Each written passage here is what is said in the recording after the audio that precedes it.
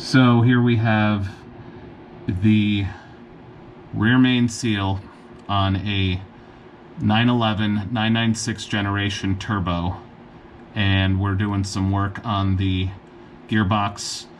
We're doing a clutch, pressure plate, throwout bearing, and flywheel replacement.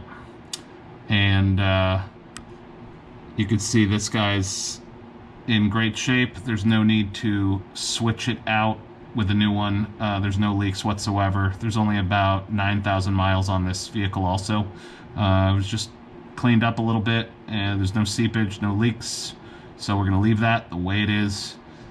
A lot of people say to swap this out, and the guys that really know what's happening and what's going on really advise you not to.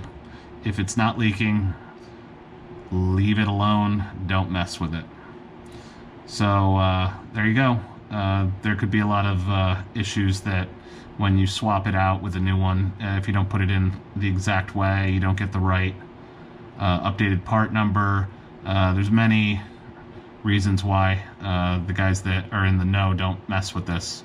So it's going to stay the way it is, and that's that for the rear main seal.